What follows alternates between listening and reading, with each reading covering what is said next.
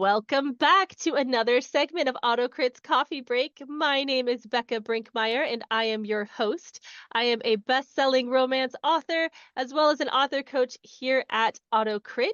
I am so excited to be sitting down today with Holly, and we're going to be talking a little bit about her work, who she is as an author, and what's coming next. So welcome. Thank you. Thank you. I'm really excited and nervous. I'm a little bit nervous about this, but that's great. Yeah. Right, we've got this. So let's get us started and have you introduce yourself to our audience. And who are you as an author? What inspires you to write? And just tell us a little bit about yourself. I write under the name H.E. Scott, so my Mhm. initials with my last name. And I go by Holly Scott, but the reason why I wrote under that name was because I figured I'd get more traction if people didn't know I was female. And that's Okay, yeah. really sexist, but that's what I thought. Anyway, so it's done now. So Um, and me, well, I've always written stories. I used to write stories about horses when I was a kid, and then it kind of progressed, dragons and all that kind of stuff. So I really do the fantasy. I love writing fantasy because it just Hmm. comes to me. It's kind of like I'm living in that world. And when I first wrote my first novel, it was in a parking lot. So I would leave work, I'd go and sit in the parking lot, and I'd write longhand in all these notebooks. And then I would go home and I would put it on my computer. So it took me forever to get that done, but I got it done, and I still have the Mhm. notebooks. Oh, Um, I love that. yeah, it was a bit of a transition going from notebooks to computer, but now I can write. And I have no problem just sitting at my computer and just typing away because the thoughts come to me. So it's a lot easier now. So I write fantasy. So my series is The Chronicles of Sangan, and the first two books are on Amazon: The Reckless Okay. Apprentice and A Poor Man's Truce.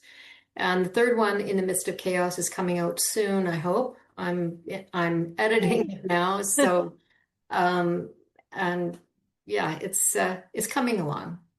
So, and then I also write historical fiction. So I've got a historical fiction on the convict transportation from England to America in Oh, the 18th wow. century. So, yeah, that's given me a lot of time to do some research. So, yeah, that's great. Yeah, it sounds like it. What drew you to that topic for your historical fiction? I've always been really interested in convict transportation and the fact that they were transporting all these people to Mhm. North America. And then I read a book on the one about Australia, but not too many people know about the transportation that took place in the US to the colonies. And that stopped just before the Revolutionary War broke out. And then they started shipping them off to Australia. But just really fascinated me with the ages of the people and the crimes that they did and everything. And some of them were really minimal, a loaf of bread or something like that. So it was quite, Wild. yeah, yeah. So I'm enjoying that. So Yeah, well, as someone who definitely loves a good research project, I could see myself getting lost in a lot of, it's just like uncovering new things each time. It's actually one of the reasons why I don't let myself write historical fiction yet, because I love the research so much that I don't know that I could turn it off enough to actually write. it's easy to get down that little rabbit hole and look at the clothing that they wore at that time Mhm. period, or look at all the journals where of the convicts and how they were transported in the ships and things like that. Mhm. So it's very interesting. That is very interesting. Now, you said you are in editing right now for book 3 of your series. Is that Yes. correct? Yeah. Okay. Oh, editing. We love it and hate it at the same time. At least I do. Tell me, do you have, you're on book 3 for this series. Do you have a tip that you could give to another writer who's staring at their first draft going, "Oh no, it's editing time." What Yeah. is something you've done to kind of make that a little easier for yourself? Well, I really like the editing part of AutoCrit where you can put your manuscript in there and then do an analysis, and then you can find out all kinds of extraneous words and things like that. So it Mhm. really helps you to pare it down and find out if you've got the correct voice, and not voice, but if you're head hopping and that type of thing. It makes it a lot easier so that I can read it.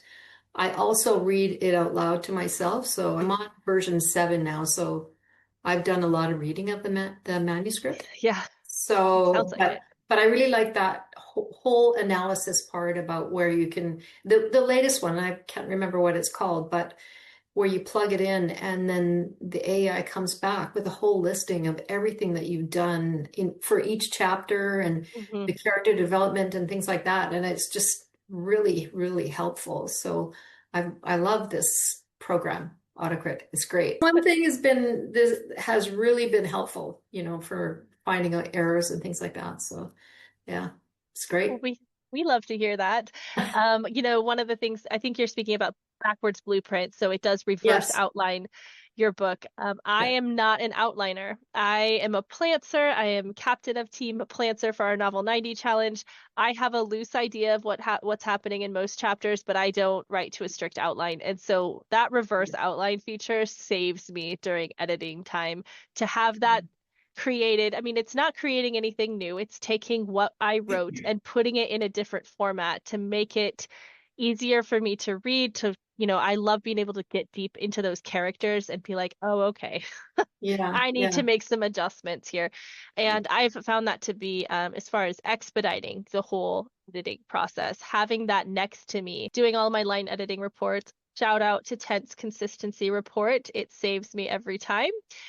And I find that to be very useful. Yeah. So it sounds like you are a regular user of AutoCrit. So how does it fit into your writing process? Is it solely for editing, or do you draft in AutoCrit? Like, how else are you using it? I'm not used to doing it on AutoCrit, like writing on AutoCrit. So I have used Scrivener, which is a very difficult program to use as well. Like it's not super easy, but I'm used to it and I need to transition over to AutoCrit to do that. So I've got a couple of projects that I'm working on in AutoCrit. Um, so eventually I imagine I will just move right over to the whole program rather than using two.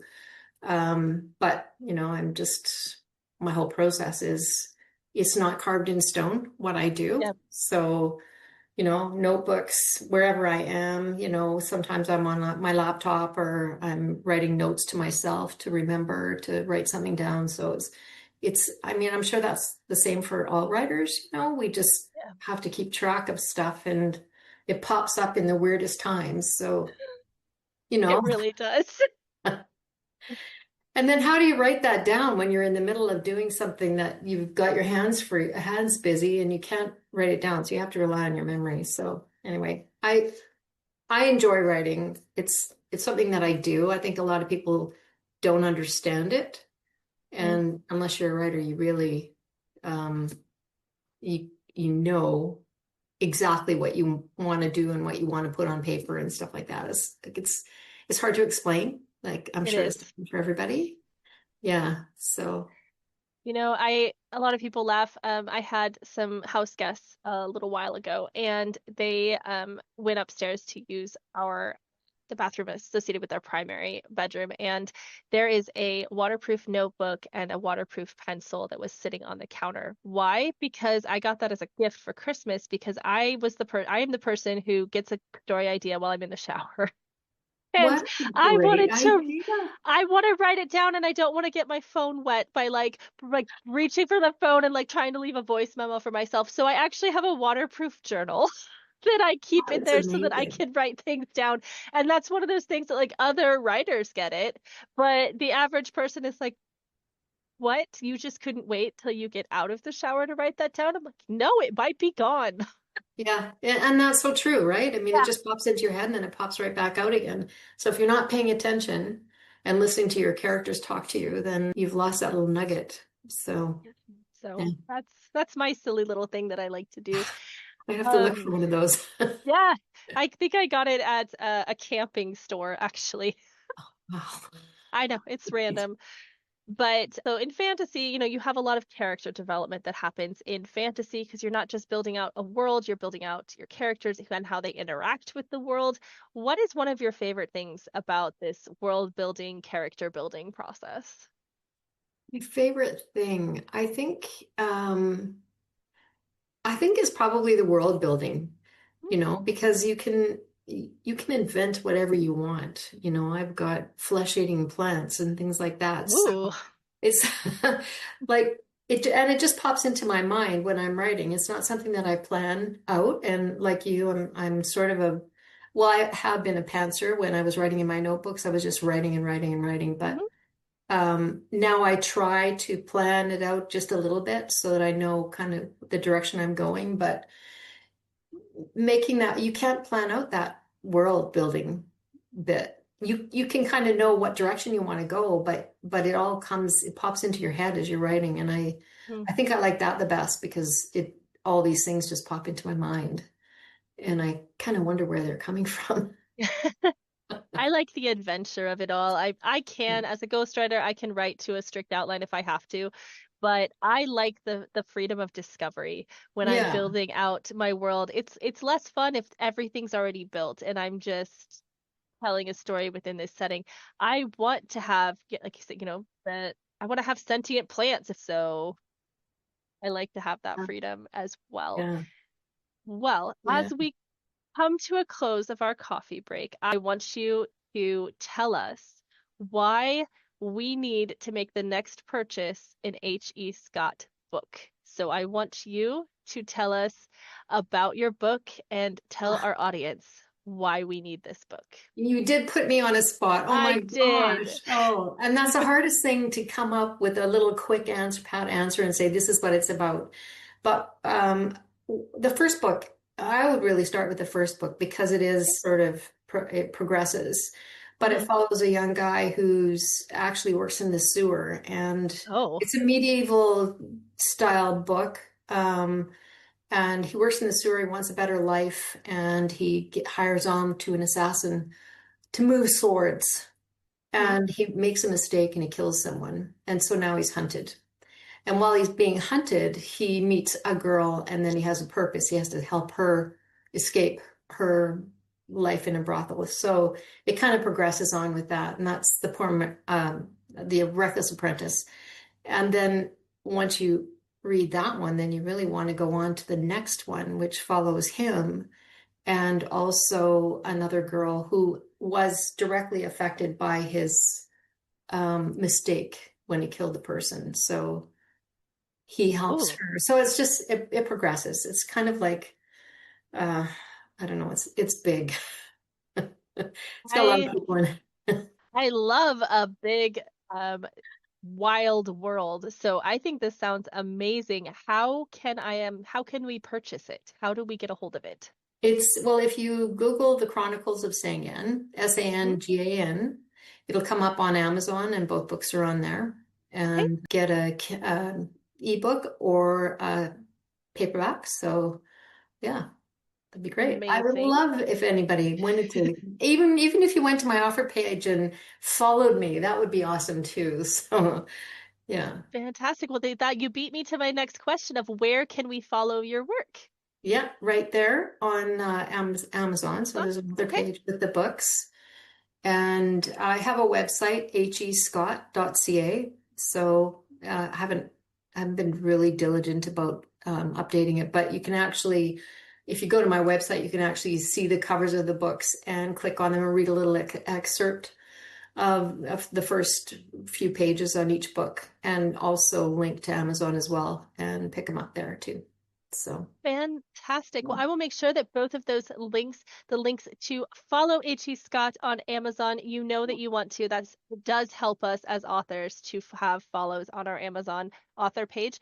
We will link your website so that people can read that excerpt and then link to the Amazon buy page in case this book sounds so good you must get it. And I want to thank you so much for sitting down with me today for our coffee break. Thank you for sharing your work, your time, well, your insights. This has been delightful. thank you, Becca. It's been really nice to talk to you.